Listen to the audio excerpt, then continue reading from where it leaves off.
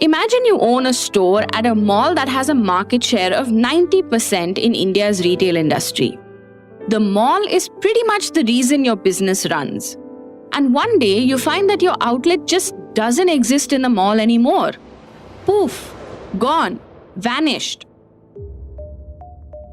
What happens to your business then? It's a prospective shutdown of it, right? That's precisely the predicament 10 developers faced when over 150 of their apps were completely wiped from the Google Play Store after Google put out a blog post on Friday saying that it was going to begin enforcing its payments policy and even warned developers that this could mean that those who don't comply could be delisted. But here's the thing, that in itself is a contentious issue because the matter has been on the boil for 3 years now, wherein a section of Indian developers of some of India's most well-known brands have been fighting the tech giant over what they allege is Google's lack of choice and unfair commission. In the days that followed the delisting, a lot happened, and we'll be getting into all of that in just a bit. But for starters, let me introduce you to our guests. To understand why startups are up in arms over Google's policies, we have with us Murugavel Janakiraman, the founder of Bharat Matrimony, who has also been the poster child of the fight against big tech in India for several years now. Murugavel will explain why he believes Google's payments policies are unviable for startups, his expectations as this battle plays out in court, while also debunking some of Google's claims while he's at it. Let the market forces decide which payment gateway, what price.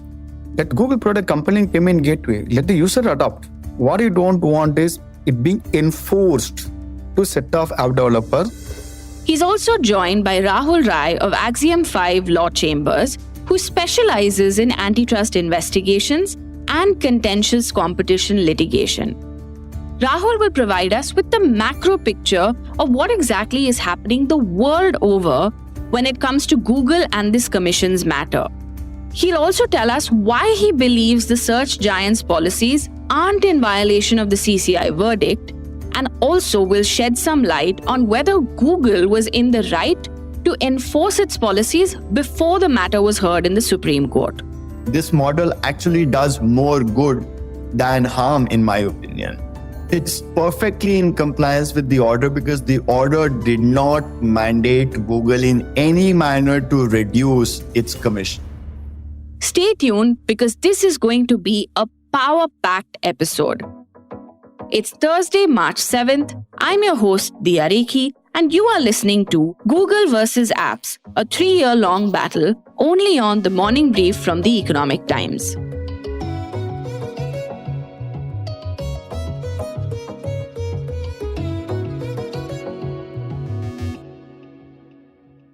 Let me start by giving you a brief timeline. On Friday morning, Google puts out a blog post informing developers that it was going to start enforcing its policy and warned that those who don't comply could be delisted. On Friday afternoon, apps like Bharat Matrimony, Shaadi.com, Naukri, 99 Acres, Truly Madly, Quack Quack, Cuckoo FM, Stage, Alt, and many others began disappearing from the Play Store. Next up, all hell breaks loose. Now, by Monday, some of the apps got reinstated on the App Store, but there was a catch. They had to comply with Google's policies and chose the consumption model, which is basically the one with external payments. On the same day, in the afternoon, these aggrieved developers met ministers like Rajiv Chandrasekhar and Ashwini Vaishnav, who assured them that they would do all that they could to support them. It is certainly clear, and I have said this many times, that Google's Play Store dominance on app ecosystem in India, which is about 93% of the market share that they have, is certainly an issue of concern. Is a matter of concern because they are a company that is vertically integrated, and that type of dominance, that type of market power, if it is not regulated carefully or not used carefully, can be misused, can be can disrupt the choice and openness of the internet that is central to our policy making. Google has agreed to list all the apps as on the way the status which was there on Friday morning. That status will be restored. Cut to Tuesday afternoon, and Google issues a statement saying it will reinstate all the apps, bringing back the status quo.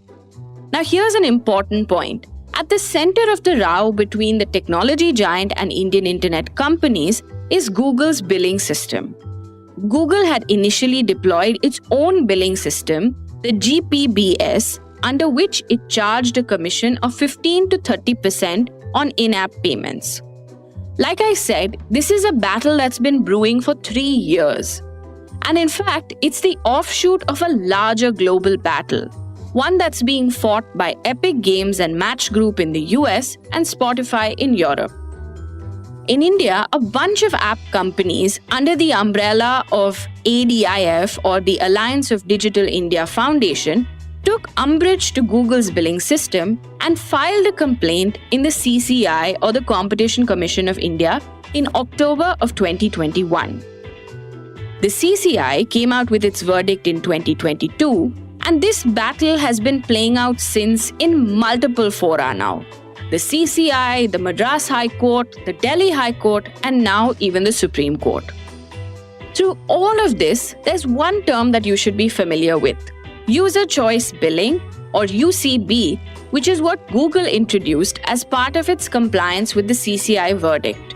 It basically means that app makers can offer other payment methods such as UPI, wallets, credit cards, and net banking to their users, but also that Google would still levy a commission of 11 to 26% on this payment mode, which, by the way, developers said was completely unsustainable.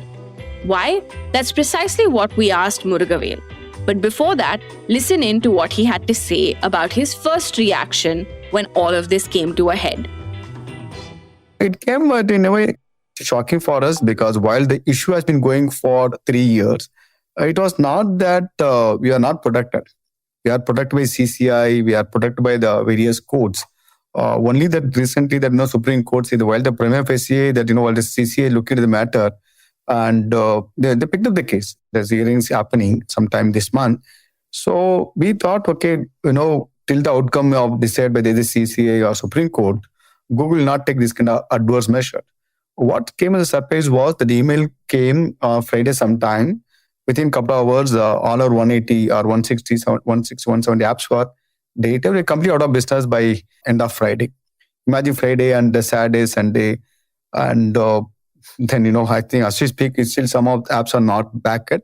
Hopefully by end of today or something like that, we'll get all our apps back. It was a challenging period, but good that we got the support of government and all the startup founders who wholeheartedly supported it. So it's important that the startup should have the choice of things not being enforced upon. But Murugavel, when the CCI order came out, which was this very comprehensive, clear, detailed, decisive order, they didn't really mention anything about commissions. They didn't get into how much Google should charge or whether they shouldn't charge and so on. So how do you respond to that? The thing is that as a CCI, they will not mention you should not charge certain percentage.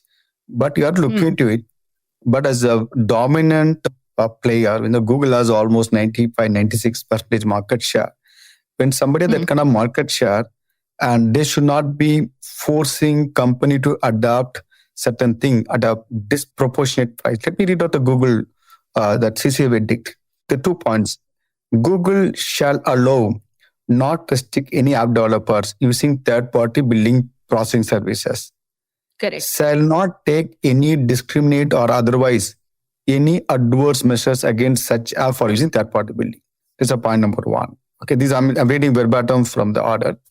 The second was, Google shall not impose any condition, including pricing variation conditions on app developer, which is unfair, unreasonable, discriminatory, or disproportionate to the services product to the app developer.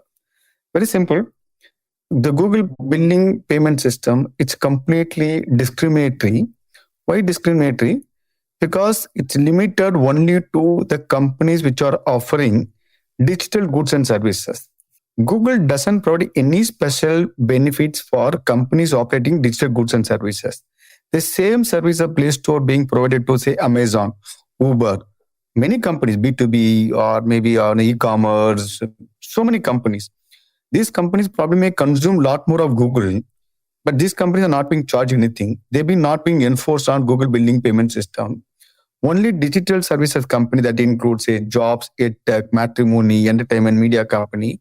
Why this company need to be enforced? You have to use Google billing payment system. While I'm talking about, like, there are multi-billion-dollar companies, food delivery companies, travel services companies. They are probably have multi-million-dollar or probably billions of dollar revenue also. They've been not being forced to use Google billing payment system. I'm not saying they should be, but saying that Google is only digital service company, excluding those set of companies. The question is, it discriminatory? One of the arguments from Google was that we are spending a lot of money on Play Store and we need to make money. If you go through Google's blog post, Murugavel, it says that only 10 developers are not complying and that 200,000 other developers are complying with their rules. What's your take on that? Is it really only 10 developers? So Google themselves say 97% of apps doesn't come under this Google billing payment system. Out of the 97% of the apps, it includes majority apps are free apps. Yes, there will be company like talk about e-commerce company will be there, B2B company will be there, maybe various other companies you talked about, which doesn't come under the Google billing payment system. That means only 3% of the companies comes under digital goods and services. The question is that out of the 3% of companies, many companies have been forced to comply. A company like Naukri, they made them to agree to Google billing payment policy because you might have seen the tweet of Sanjeev Bikhchandani. We are changed to a consumption model. The most of people, at least we have been fighting because of the established company. Come on, somebody, running a 10-member startup, maybe making a 5 crore, 10 crore. Do you think like the web is to go and fight with Google? Say the Google says, I'm going to remove an app. Tell me what option they have. Is anyone happily accepted to Google billing payment system, willing to pay 15 to 30% revenue to Google? Who will want to do that? Who will do it also? It is the email come, if you don't complete a Google billing policy, your app will not be approved or deleted. What option the startup founders have? So even some other people are forced to accept also. They, after implementing Google billing payment system, we see that there's a drop in revenue because Google provided 3 options. All 3 options are not a compelling option. We see both revenue drop or above revenue drop also we see you have to revenue sharing. So all the 3 options are in a way commercially unviable. Let the market forces decide which payment gateway, what price. Let Google provide a compelling payment gateway. Let the user adopt. What you don't want is it being enforced to set off app developers. That's the thing.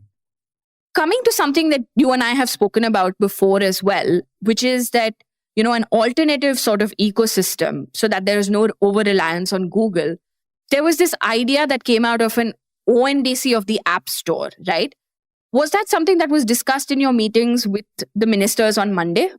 Yeah, that's one of our ask. Why don't you have a Bharat App Store, like ONDC? Okay, so I think then we can all, make the Bharat App Store part of probably all the mobile devices. So we can have all the apps being part of the Bharat App Store. See, app developers spend money in creating app developers spend money in promoting the app. Obviously, Google done its part. It's not only Google. The entire app store happened not just because of Google alone. Google is one part. App developer on the other side. So both came together, created the whole ecosystem app Play Store. So Google now become a dominant force. Now they can't arm twist the company that you have to accept my billing, pay 15%, 30%. I think that was the crux of the whole issue. That's the startup perspective. But there's a Google perspective as well, which I'm going to bring out basis what they said in their blog post from Friday. For starters, like I mentioned while speaking to Murugavel, Google firmly states that it has over 200,000 Indian developers using Google Play and they all adhere to their policies. And that it is only these 10 companies or 10 developers who have chosen not to pay for the services. It said, and I quote, after giving these developers more than 3 years to prepare, including 3 weeks after the Supreme Court's order, we are taking necessary steps to ensure our policies are applied consistently across the platform, as we do for any form of policy violation globally. For those of you who don't know, on February 9th, the Supreme Court refused to interfere with Google's right to charge a commission. Google, on its part, explicitly stated that no court or regulator has denied it the right to charge for the value and services it provides. Allowing this small group of developers to get differential treatment from the vast majority of developers who pay their fair share creates an uneven playing field across the ecosystem and puts all other apps and games at a competitive disadvantage. End quote.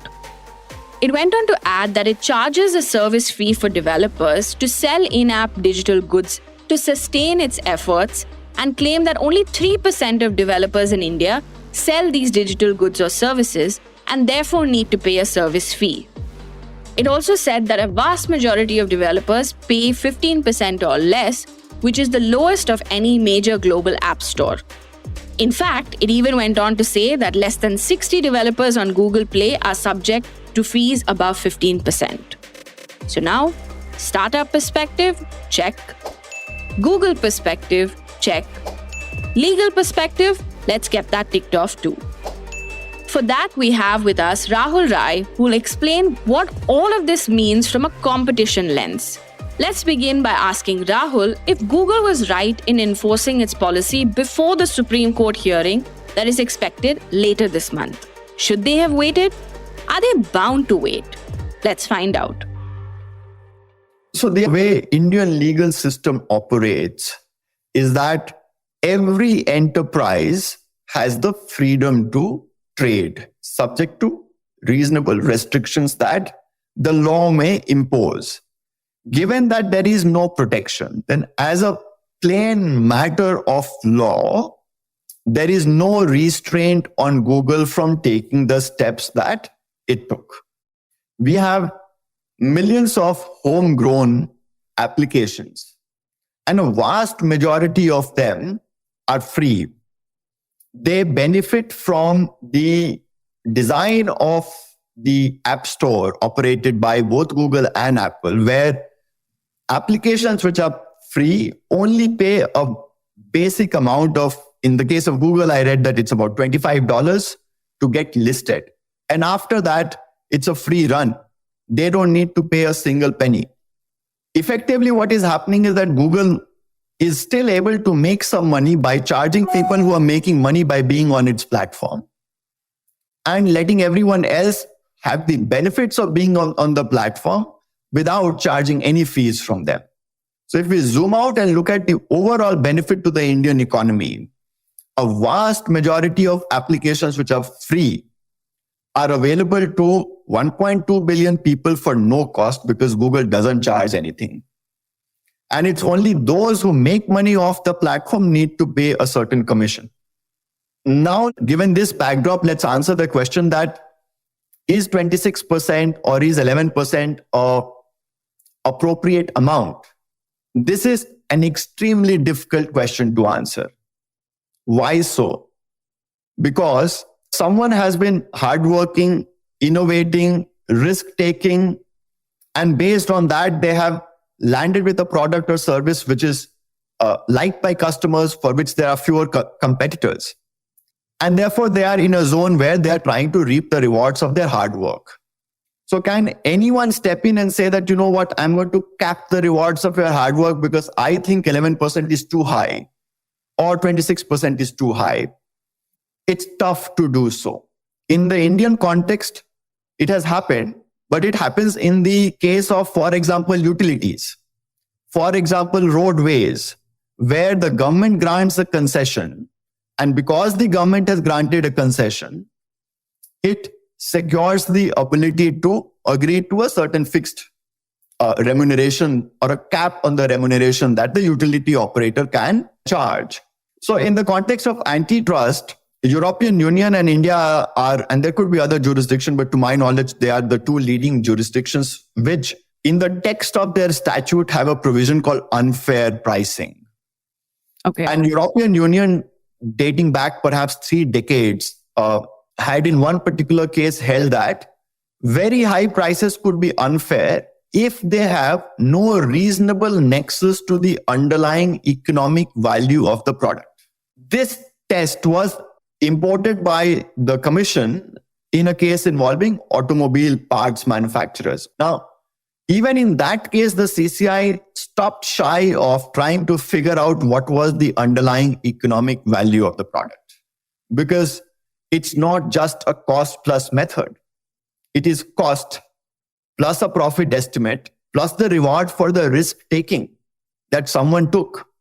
And given this, while optically it appears that 26% is too high, optically it may appear that 11% is too high, there is no way to define a bright line here.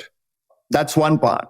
And two, when we zoom out and look at the macro picture, then there are tremendous benefits because of this model, which accrue to hundreds and perhaps thousands of apps which are unpaid apps.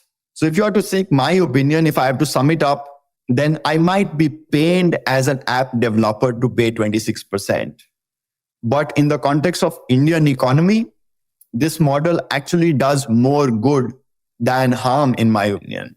How do you see all of this playing out? I mean, is Google even in compliance with the CCI order? It's perfectly in compliance with the order because the order did not mandate Google in any manner to reduce its commission.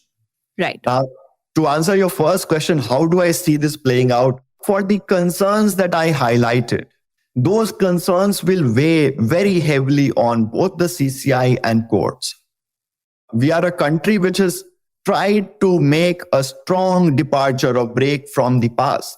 We are moving towards a market economy system where a regulator's job is to be the referee, not the rule setter, particularly in the context of antitrust or competition enforcement. So for the benefit of the signal that an intervention which attempts to cap the prices will send to young entrepreneurs in this country, will send to global MNCs who want to come and do business here, I'm concerned about that. A decision like this will have a very strong chilling effect on entrepreneurship, on the signal that we send to anyone who wants to do business in India, that you know what, if the prices that you charge affect a set of Indian businesses or a set of Indian consumers, then we will figure out a way to step in and cap those prices. I can't even begin to imagine how those 10 developers must have felt on Friday when their apps were literally knocked off the Play Store. The fear, the uncertainty, the anguish. It's never easy to see something you've put so much of your heart and soul into just vanishing into thin air. At a time when attention spans are getting shorter by the second and brand loyalty and stickiness is a question mark in itself, not being visible on the largest app store in the country is not good for the brand or business. Having said that, I understand Google wanting to charge a commission for its services and the platform it provides. Like our lawyer said, it is their app store after all. My app store, my rules, I guess. And as this matter is being battled in court, I think the larger issue that one should address is the dependence on one platform. Android is huge in India, and the Play Store is pretty much the go-to app store for Android users. I say this as one myself. I have the Samsung App Store on my phone, and I don't even know how it looks because I've never felt the need to open it only. I recognize what our startups are saying in terms of the drawbacks of over-reliance on one platform for their business. And I also think it makes sense to have other platforms that serve as alternatives. But will they manage to stand up to Google's dominance and deep pockets? We don't know that yet. But what we have seen is that great tech platforms like UPI or ONDC have managed to do so much, and maybe we'll see something similar in this space too. Choice is a beautiful thing, and the antitrust argument is that competition breeds innovation and growth.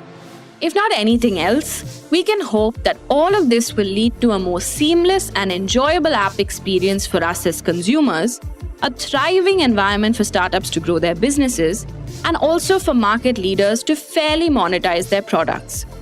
Thank you, Murugavel and Rahul. It's Thursday, March 7th. I'm your host, Diya Rekhi, and you are listening to Google versus Apps, a 3-year-long battle only on the Morning Brief from the Economic Times.